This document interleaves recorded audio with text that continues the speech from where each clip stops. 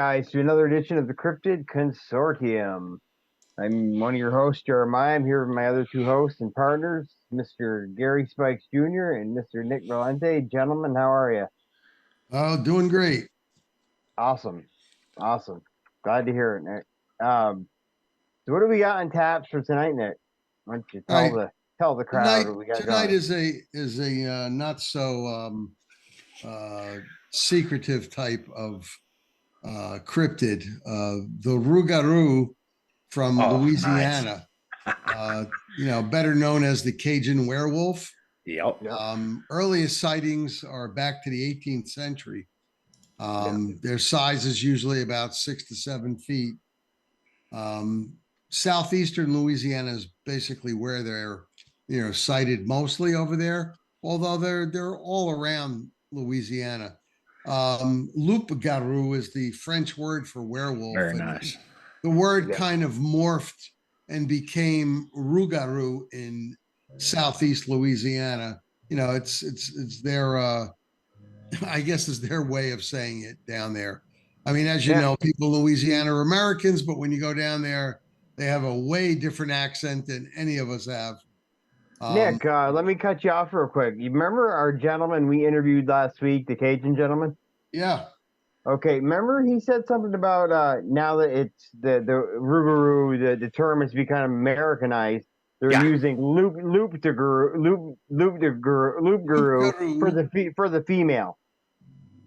Well, so they're using Rougarou for the male. They're using it for the female, but loup-garou is actually the French term for werewolf. Yeah. And it's and most werewolves, most Rougarous or loup-garous back in the 18th century, because you got to remember Louisiana was part of France. Absolutely. That's right. And we bought it under the Louisiana Purchase. When the French left and we took over, they left a lot of their customs and things like that.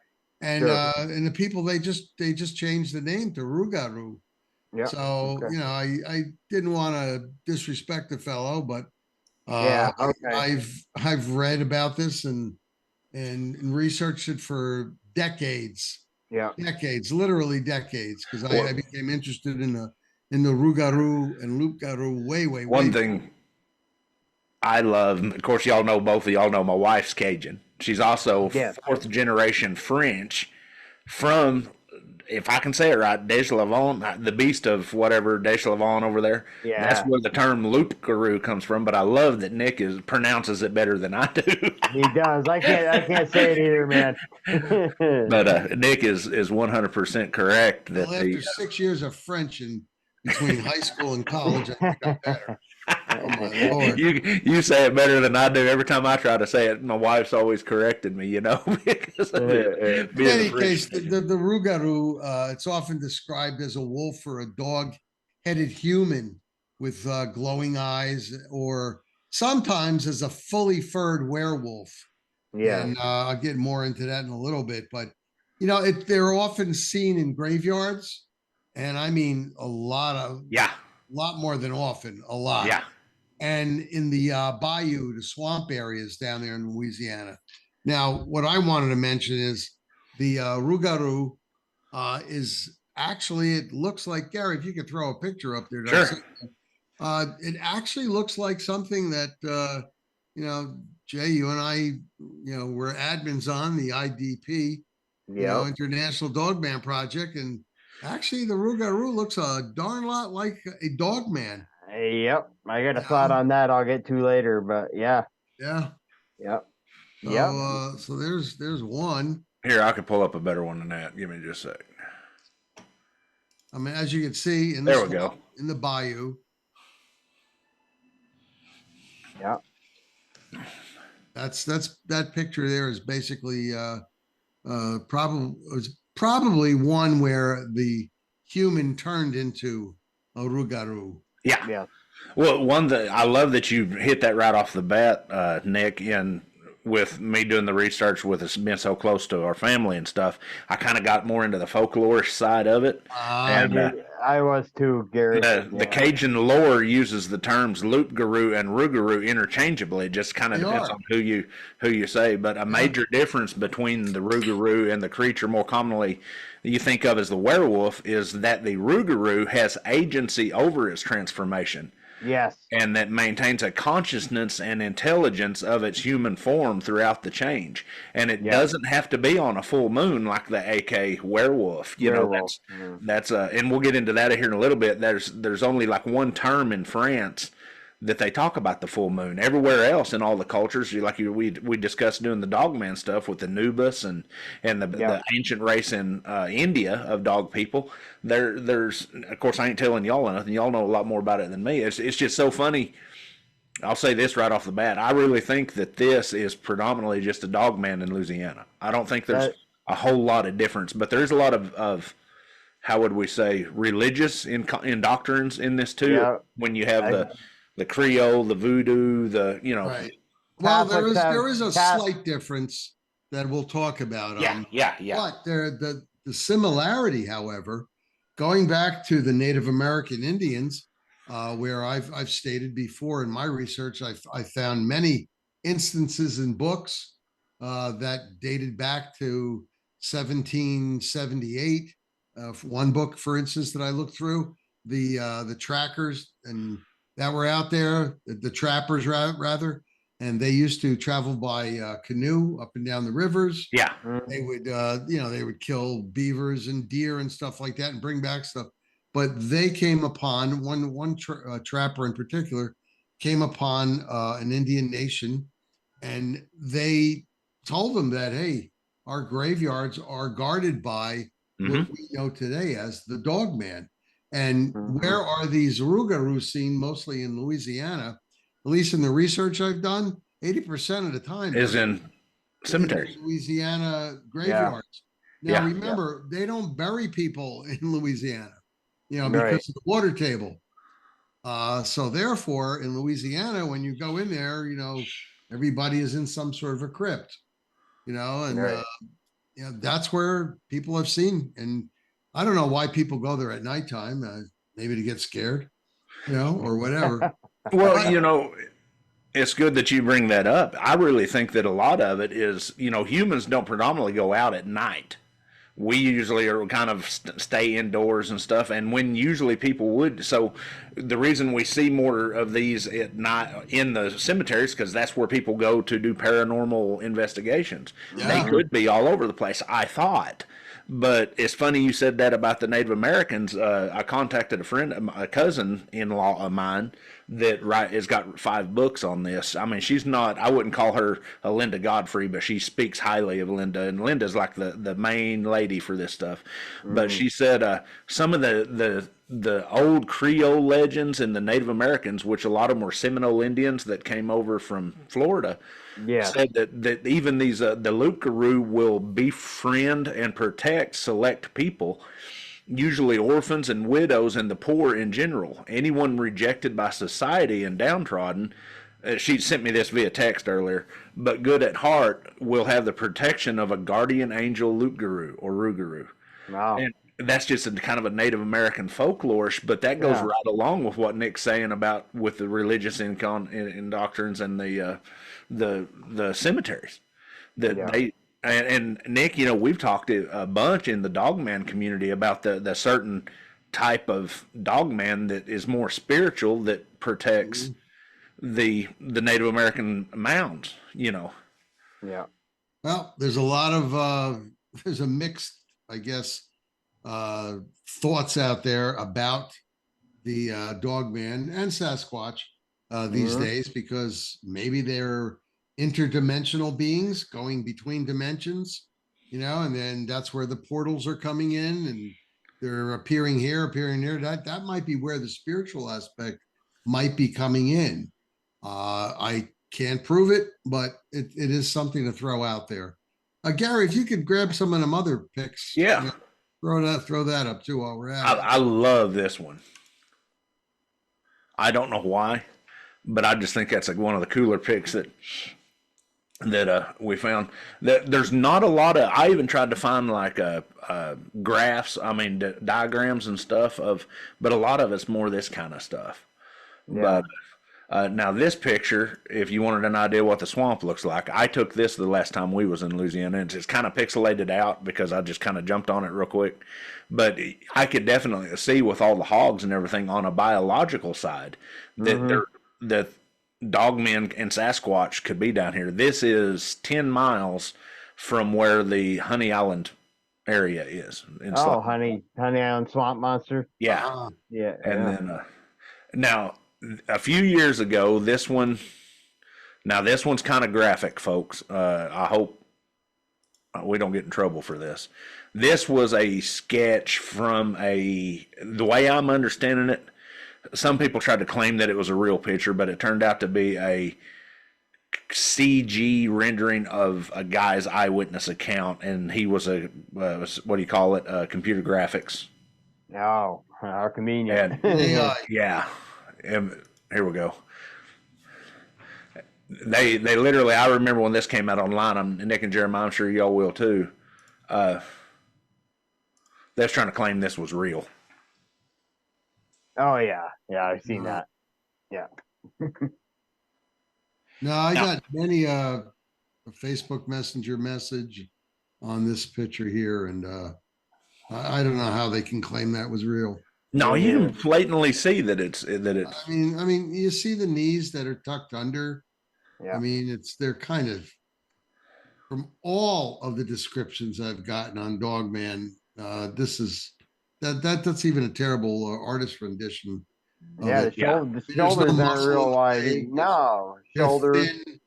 It just doesn't look like it at all. Plus, if you looked at the human on the ground, you can tell it's a picture. It's an artist rendering. Since we're on this, we're not going to change the subject, but I want to address a question that was brought up to me asking about you, Nick, and in the Oklahoma chapter, the Oklahoma group, he sent me a private message, and he was curious because he's had sightings, and I don't want to give him away just yet because I want to hook y'all up personally. But he asked about, I guess he watched the shows that we did where we interviewed you and you was talking about your sightings. And he was specifically asking about the legs. I'm glad you brought up the legs. I have two pictures here. I pulled these out specifically and because I wanted to ask you, so when he watches this, he watches a lot of the shows. So in what you've seen and the reason I'm saying this is because Dogman, Rougarou is just a different name. That's just all. Different geographical area. I'm going to show you these two pictures and I want you to say one or two, which looked closer to what you've seen. I guess, am I saying that right? Look, yeah. Yeah. Okay, there's the first one. Okay. And nope. Dang it. There's the first one. So I'll let you look at that one again. There's the second one. Can't see it, Ger. Nothing. Oh, sorry. Okay, so you still remember the first one? Yeah. Yeah. No. The first one? For me, it was more like the first one. Okay. As a matter of fact, for Josh Turner's book that he put out, he was collecting stories. He had an artist call me up, and we spoke for quite a while. And I gave her a description. I even gave her some photos that looked quite a bit like it, and she came up in his book. I wish I would have known we were doing this because I would have brought that up, the picture. It really looked like it. The legs are much more muscular. Yeah. Yeah. But they have the backwards forelock and everything. Well, not all of them. Not all of them. No, I'm talking about the one that you've seen. Right. The one I saw had a regular knee type, okay, legs. Now, you got to remember, the thing I estimate was about 650 pounds. And unless you have some meat on your legs, the thing was 7 foot 7 inches tall, approximately. Because we went back the next day and we measured it in accordance to the stop sign that was there and my eye level where I thought it was at. So much more like that where you see it. It's see how the foot and how the forelock. Did it have the forelock and stuff like this on the? That it had, but the front knees were like this. Yeah. The reason he was asking this is his sighting. He's seen both types in his experience. He said he has seen this type, which he assumes is a dog man. Right. And then he says that, if I can get this to click off, then he says that this type is what and of course there could be different kinds of dog men, and different. He says that this kind is more like the Genosqua. That's what a lot of people. Now, my question is, the Beast of Bray Road, is it this kind or is it the other kind? I believe it's the other kind. Yeah. According to the descriptions, the research I've done on that, I mean, anybody in any serious dogman research has found tons of information on the Beast of Bray Road. Yeah. And that's basically what it looked like, the first one.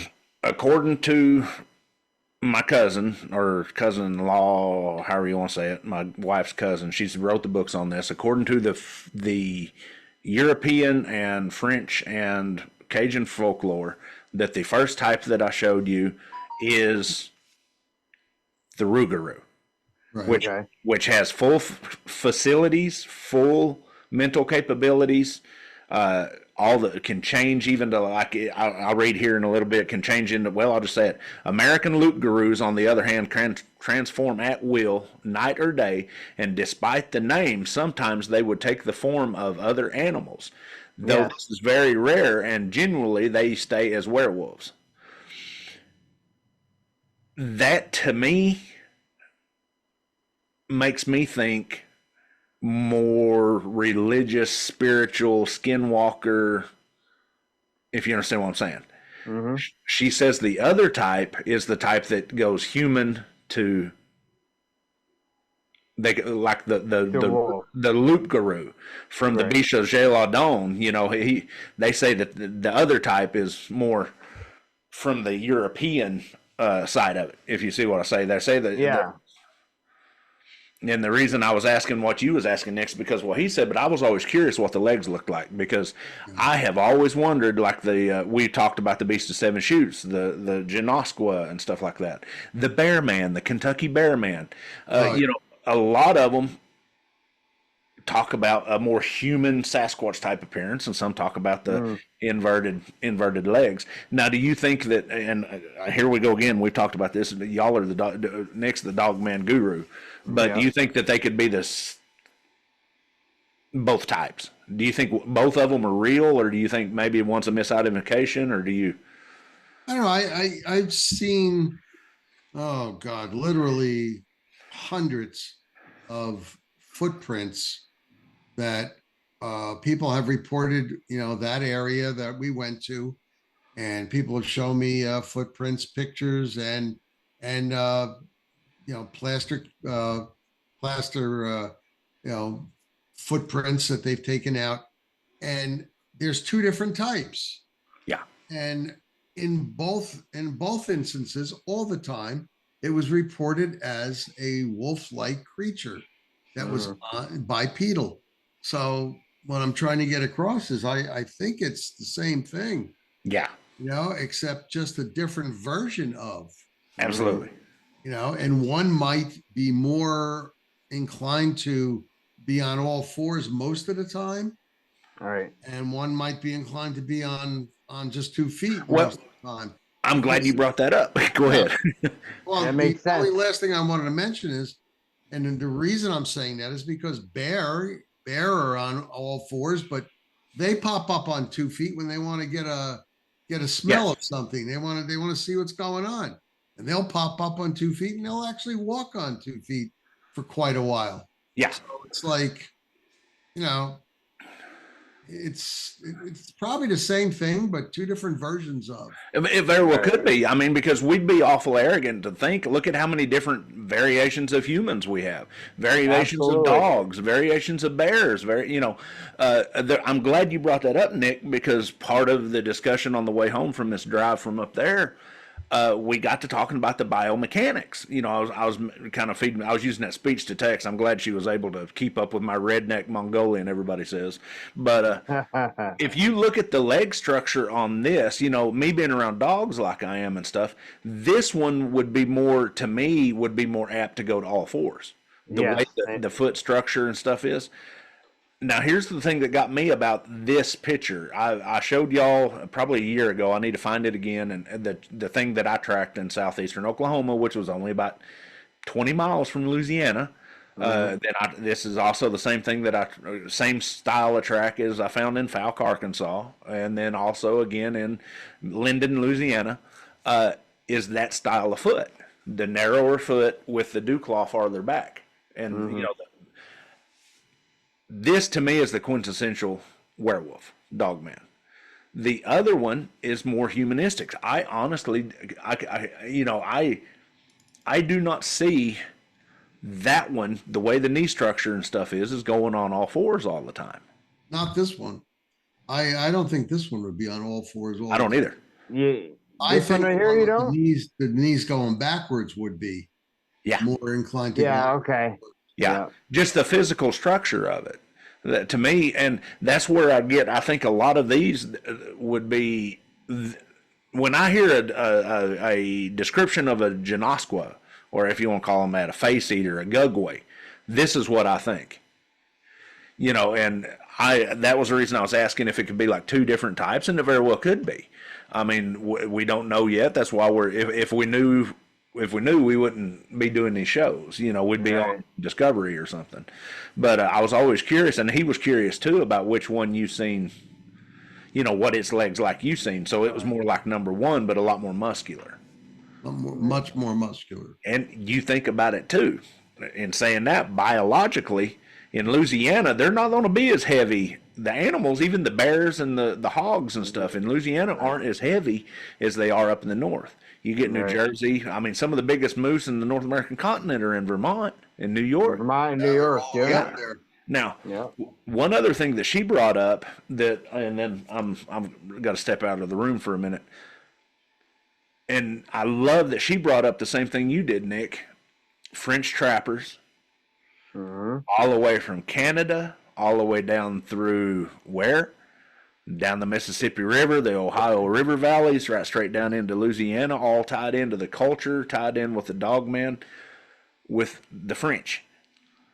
You look at Beast of Bray Road, what state was that?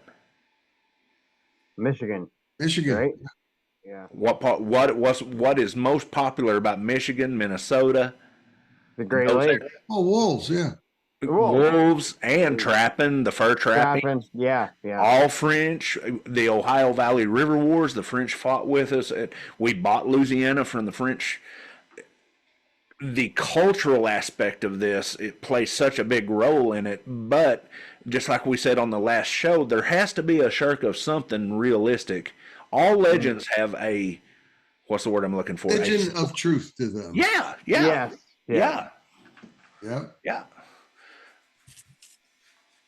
A tint of truth. Yeah. I mean, Nick, you're kind of the dogman guy. You've been doing this a long time. Me and Jeremiah, we're more of the Sasquatch thing. Yeah. I still hold true to my. I don't know how many bullets it'll take to kill one of these things, but I know how many I'll use is all of them. And then probably have a heart attack if I ever see one.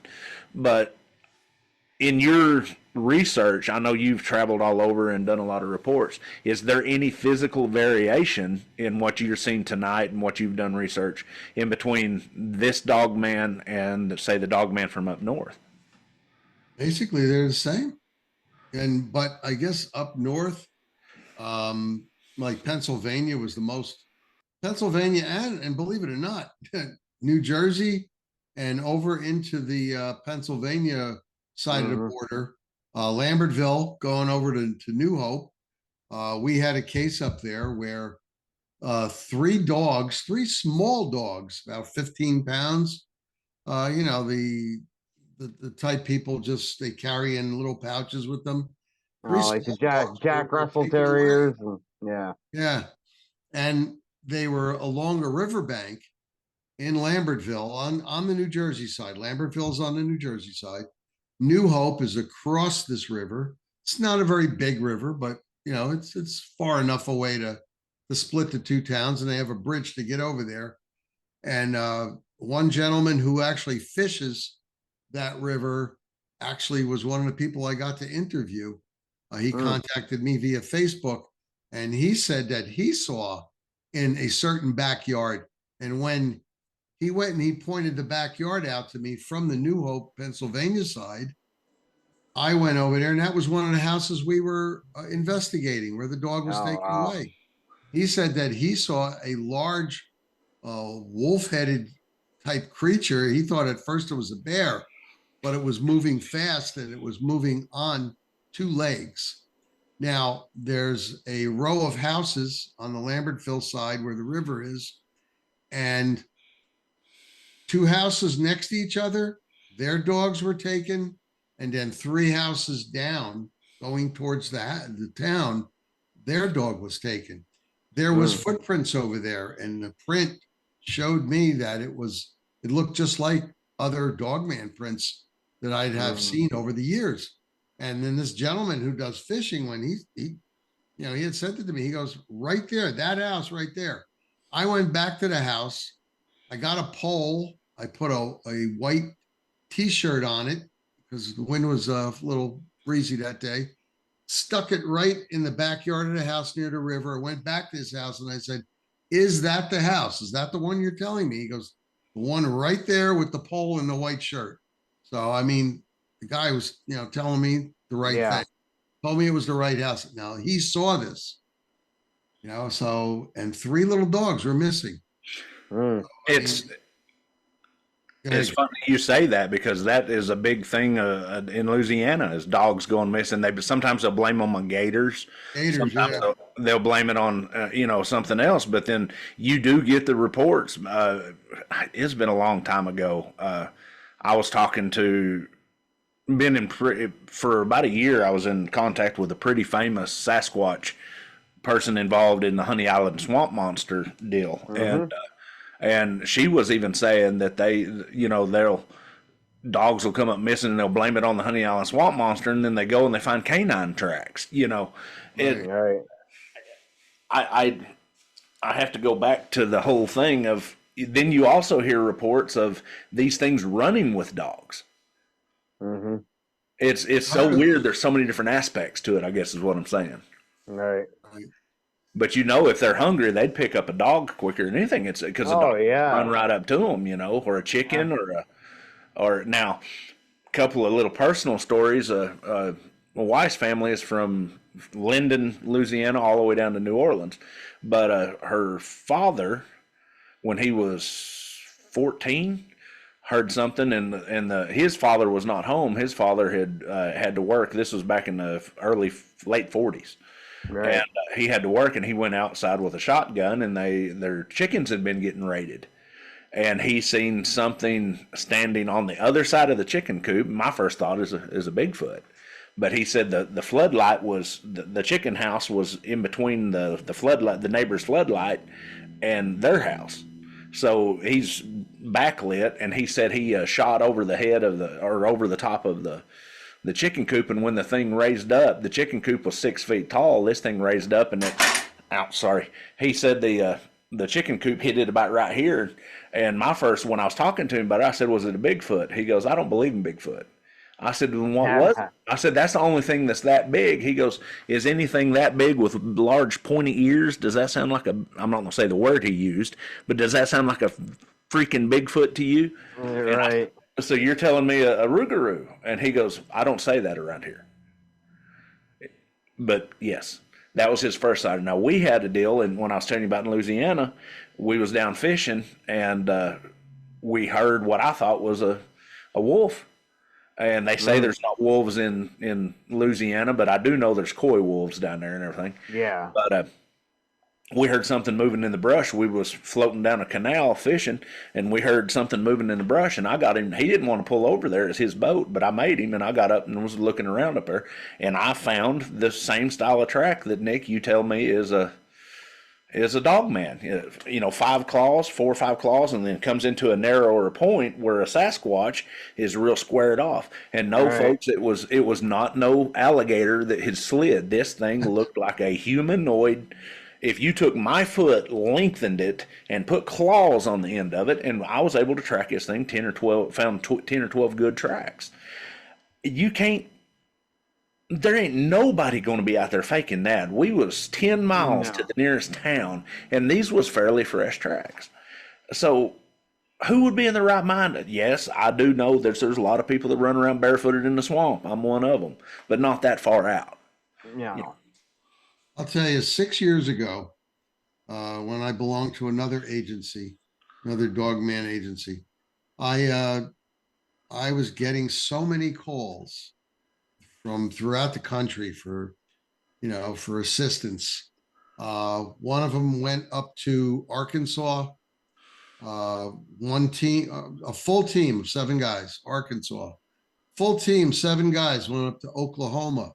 And I think, Gary, that's where your people saw my people. Yeah. And a full team went to North Carolina, Western North Carolina, in search of Dogman. And we kept getting feedback. And the North Carolina team actually went across the state of North Carolina. It went into Virginia, and we kept getting.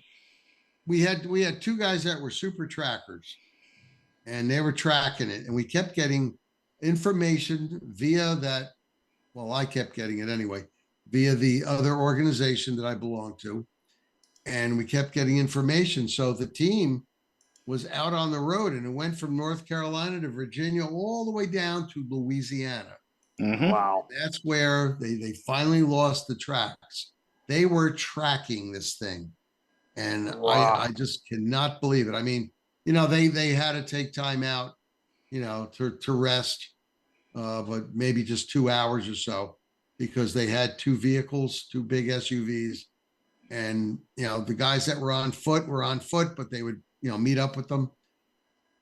They wound up down in Louisiana. So I'm wondering what the heck this was all about, because it started in North Carolina and went all the way down. And the group that was in Oklahoma that your people saw, that you reported to me. Yeah. They wound up just setting a lot of red cayenne pepper around certain areas to help these people out. And they actually also went back to the people's house and installed spotlights for them. The lady's husband had bought spotlights with motion detectors, and they uninstalled some of the stuff he did, and we reinstalled it high up and in the corners and everything, and crossing over each other, overlooking. Yeah. They hadn't had a problem since, and I had been in touch. Wow. I mean, mind you, it was 6 years ago, Yeah. but they kept in touch with me for over 2 years, and every week they said, "Nope, we haven't had a problem again." But between the spotlights, and we actually gave them some I guess you would call them trip wires, and if anything went over that trip wire, you'd hear a loud bang. We gave him some cartridges to reload just in case. We put the red cayenne pepper all throughout the exterior of their house. We showed them where to put it. We actually gave them cans of the stuff. They hadn't had a problem, but that was in Oklahoma. And then the one in Arkansas was at I guess I wouldn't be allowed to say the name of the golf club, but it was a very big golf club, and they actually called us there for help. And we did the same thing with the cayenne pepper, and we made a few modifications for them. They had to get garbage dumpsters Or like half-inch thick steel, and they would have them locked up all the time. After they used them, they would lock them up because I guess that was a big draw. But that team that went up there in Arkansas actually pursued. It was more than one dog, man. Yeah. They actually pursued them for several miles, and they did lay out the red cayenne pepper. And to this day, they haven't had that problem again because they were putting the cayenne pepper in certain areas that the team showed them. So all in all, the Dogman and the Rougarou do look the same. They are very similar. I 100% think that the biological aspect of it they are. And I am 50% on the fence that, because I mean, you'd have to know the culture. I mean, there is a little bit of stretching stuff when it comes to, religion and stuff, but yeah, my wife's family is not religious, and they're, how would you say, they don't take kindly to stretching or story tales is why he calls it story tales. And there's I believe there's something to it. I honestly, I've never seen one. I mean, I've seen them tracks and I always wondered what they was. But in saying that, I have to think that either there's misidentification, because just on what you said, Nick, everything that you just said in every one of those instances you just talked about, that it was a biological creature that responded to physical stimulus, aka red pepper, bright lights, getting in trash cans. If something turns from human to wolf, they would be going after wild game or something. They would not be going into trash cans. Yeah, it'd be more of a biological thing. Yeah. But also, if these things, some of these things, like my cousin-in-law, however you want to say, or in-law, we'll just say in-law, is saying that they can hold some of them can hold their physical attributes and physical mental abilities, mental acuteness. That, I don't see how that could be biological. That's more spiritual. There's just, unlike with Sasquatch, and I'm going to say this, and I'm probably going to aggravate a lot of people. I am finding it more fascinating with the Dogman that there is literally more evidence now, legitimate reports and legitimate evidence now, even if you look throughout history, of Dogman than there. I never even thought of it that way, but there is of Sasquatch. But I'm seeing a lot of crossover. It's like you get a crazy story over here, you get a crazy story over there. I'm not going to mention it on the name on public, but I've got another question too that was brought up to me from my cousin or in-law, however you want to say it.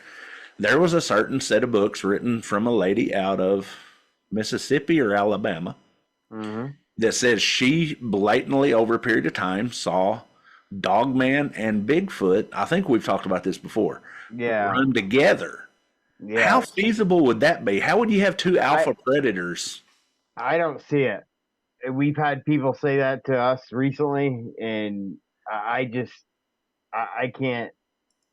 I can't pull it together and the way I'd have to word it is it's possible, but it's highly improbable. Yes, because all of the research. I mean, I've heard these stories too. Oh yeah, in fact, Jay, I guess you and I have interviewed a couple of people that said that they frolic together. Yeah. Well, all of the research I've done says no. They have their territory marked off, and they're mortal enemies. It's like they're from two different planets that are warring against each other. All of the research I've shown, I've never had research that said that they pal around, and say, okay, I got the day shift, you got the night shift, or buddy. No. You look through, of course, wolves and bears. I mean, they do go in the same area. And they do compete for food and stuff, but there are a lot of instances that there's no attacks. But they're not palling around. You're in a natural situation, you're not going to see two alpha predators. Like a hyena and a fucking lion. Pardon me. It just don't mix. Lion. It doesn't mix. It doesn't mix to me. But once again, you can't write it out. Prime example with the Rougarou or Rougarou, however you want to put it. You can't you can't, and I love how you guys put it, and I'm going to reiterate it because we've been reiterating this on every show. You have to take all the reports, but you just classify them in different files. Right. It's the Lougarou or Rougarou, however you want to put it, has such an intertwined history with and it's weird because the Louisiana, down there in the basin, down in the Delta, you have the Haitians coming in, you have the South Africans coming in, you got voodoo mixed in, you got Catholic, which I've got my final statement I'm going to throw at you here in a little bit about Catholics in the Rougarou. I think I found the same one. it's a whole montage of stuff. Yeah. But in saying that, there is not a lot of mixed up stuff about the Rougarou. It's like it's pretty straightforward, straight across the board. To me, that gives it credit. Guys, something I have to say in the research I've done, and I've done research on the Rougarou actually before I even did it on the Dogman, and other research I've done over the last 10 years. Some people truly believe. Now, this might be from something Gary mentioned, the Haitian influence, with the voodoo, actually the hoodoo, that's what they call it down there. Yeah. The Rougarou may have some type of mystical powers. Yeah. Versus what their northern cousins do not have. However, the northern cousins seem to be a little bit taller. Rougarou go 6 to 7 feet. Up here, the full adults, they generally go 7 feet and up. Plus, and heavier build. 7, 8, and they are heavier and more muscular. That might be due to the fact that they're eating more. There's a lot of very heavy deer population. Further up, there's a hog population. So that could be part of the reason why they're much more muscular. But there's some sort of a mystical quality about the Rougarou down in Louisiana. And that's something that's whispered amongst the people over there. The Cajun people, they just, like Gary said, they're like, shh, don't talk about that. Talk about it. Yeah, it's almost like the did that, Jay. Who also does that? They say, don't talk about my distant relatives up here. Right, the Native American Indians, right? Yeah. The Mohawks don't even want the word Gugway mentioned. Yeah, the Navajo with a skinwalker. Exactly. Great minds think alike. Yep. Exactly, Gary. Well, let me. Nick's the one that was saying I followed him up on it, but let me throw something else at you too. You get up north with the Senecas, even on the west coast with the Native Americans, all the way up into Alaska and the Inuits, and you took a lot of the totem poles. Yeah, and I could do some follow up on this. It just clicked in my head because I was doing some research a while back on it. But when you look at the totem poles and you look at the totem of the wolf and the totem of something else, there's a difference. I have literally seen it on the same totem pole. I thought it was a wolf and a bear, and they say no, it's a wolf and something else. And I'm not going to, until I get the direct quote of the name, I'm not going to throw it out there. Right. But the something else, they have the wolf, and it's usually not snarling. It's usually just a sharp nose with the pointy ears, and it looks a little bit more passive. And then you see this thing that's kind of snarled. It looks almost like an oriental dragon with its mouth opened up. Right, and the long fangs, and what's funny is the ears on the something else. And next, I'll tell you what, I'll do a follow up on next week's show and just put that in, some pictures in. Yeah. It's got longer ears. It's got taller ears. Right. So that makes me wonder, and I've seen it on the East Coast. I tell you who brought it up to me. I can't think of his actual name, but I interviewed him about 3 years ago. But he's the gentleman that does a lot of the Sasquatch stuff on the West Coast that also does the Native American.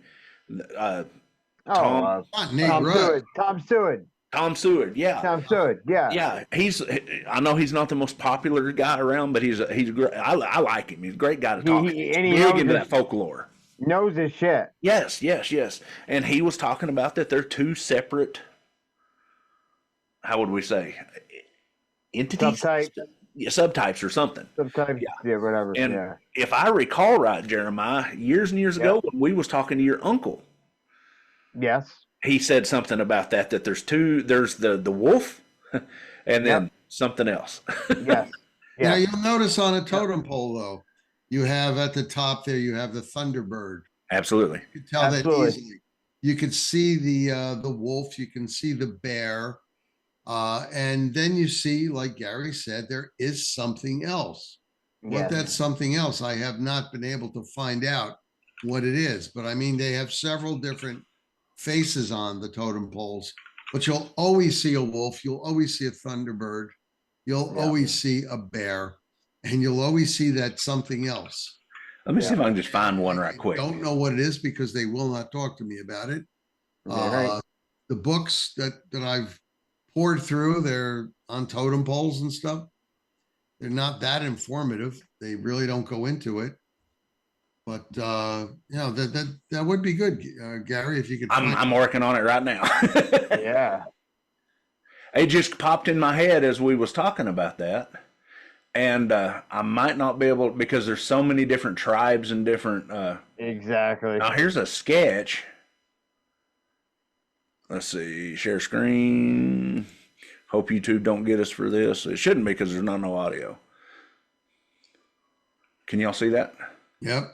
Yeah. So here you go. You got the Thunderbird, then you've got the bear, then you've got the wolf. And then there's always something else that's like it's snarling. Is that supposed to be human or Sasquatch or what? I don't know. But it once looks again, very human. Thunderbird. You have the whatever this is growling. Then you've got the eagle. Then you've got. I've never. I might get a hold of. Nick. Sorry, Jeremiah. You might get a hold of your uncle and ask them. I'll call him this week. Because that would be something to bring up. Like I said, it just popped up in my head. And what's funny is it's consistent through a lot of the tribes. Yes. Even all the way down to like the Aztecs and stuff. You even pull up. And that's another thing too, that the whole reason I was doing that is just for you look at the artwork. Now this is Stanley Park. Trying to see what tribe it is. Oh, that would be Salish. First Nations people, no? Yeah. It's a Salish culture. That's from Canada. Yeah, but if you look at what the whole point that I was watching a documentary on totem poles, and it's funny that the style of the way they're trying to explain it, a totally squirrel take a left turn, but they're saying that all the people come from across the Man Bridge and come down, and one way they're able to prove it is all the totem pole art. The geometrics of the face and the artwork is real similar all the way through North America down into Mexico and in South America. Yeah. South Americans, Rio Lobo, Lobo Gonzalez, all the way down into Peru. They got something called the Los Maceros, which is the wolf one. I did not know that Dogman was that big of a deal. I think literally, if you look throughout history, Dogman is more prominent in history than Sasquatch. Yeah, it's starting to look That's true. that way. I mean, I'm sorry, Gary, but the only Sasquatch people knew about going way back was the Yeti. Yeah. That was in the Himalayas. Okay. Yeah. Now just a quick story. When 6 years ago, when I had those three teams out, I couldn't travel with them at the time. I had to go meet up with one of them. I met up with the North Carolina team that wound up down in Louisiana. And when I went there on that one day, they said that they had an interview set up with several people. But the one interview that sounded most interesting was the one with Jean-Pierre, and let me see if I'm pronouncing her name right, Bella Louise. The two of them were, for some odd reason, at 8:30 at night, they were in a cemetery. And I don't know whether it was to visit and lay flowers down at somebody's crypt or whatever, one of the relatives, and they didn't do it. And during the day, so they went at night, and they went to the crypt of whoever's relative it was. and they saw a Rougarou Mm. at it was a upright crypt. It wasn't a flat one. It was a one where you could actually walk into, and it had the metal doors. Yeah. It was actually kneeling down on top of this crypt that was Oh, wow. approximately 6 feet tall, all concrete. And he's like, we're not, Jean-Pierre, he told Bella Louise, we're not going to lay the flowers there. I mean, they were maybe, according to him, about a good 50 feet away, but he said he could see it. In the moonlight, he could see it. And he goes, there's no decorations on top of these crypts. There's no crosses, no nothing. They're flat roofs. The roof is flat. So, and he goes, that shouldn't have been up there. And the thing turned towards them and they saw the eyes glowing, at which point they started backing away. And she started running. He grabbed her by the belt. She had a belt on. And he said to her, you keep running. I'll run with you. I'll look behind us to see if he's following us. He did have a gun. He had a 22. No, God. He says, I would have used it if I had to. He goes, he didn't know how good it would have done, but he says from now on, what he does is he cuts crosses and dips them in holy water. And, because he still carried a 22 even after the situation happened. But that was a scary one. I mean, that was a sighting. Yeah. Both saw and both recognized that it didn't belong. Right. And when it turned at them, they saw the eyes. They said the eyes were glowing. Now, whether this was eye shine or what, they said the eyes were glowing. Well, this is a great pre-connotation to what I know Nick and my final thing's going. But, you was talking about earlier about cemeteries. What are you laughing at, Nick? I said, a what? Did you just invent the word? No. I'm going to use that in Scrabble next week. By golly, I'll pull that word up. It had me at precognition. Precognition. Yeah, precognition. Sorry. Precognition, yeah. Yeah. But with the religious and the aspect of it, you think about with the Haitian culture in Louisiana, and what's Louisiana known for is the voodoo. Where do they do their ceremonies? In hoodoo, voodoo, you do, how we do, however you want to do. But they do their ceremonies at night in cemeteries. One of two things. That would make the sightings happen more. That would also, if I was a predator and these people are coming out by themselves in the cemetery to do hoodoo, voodoo, whatever. If I'm a predator, easy meal. Absolutely. Also, cemeteries are usually not, how would we say, got a lot of people in them in the daytime. Be a good place to hole up, get in some of them crypts.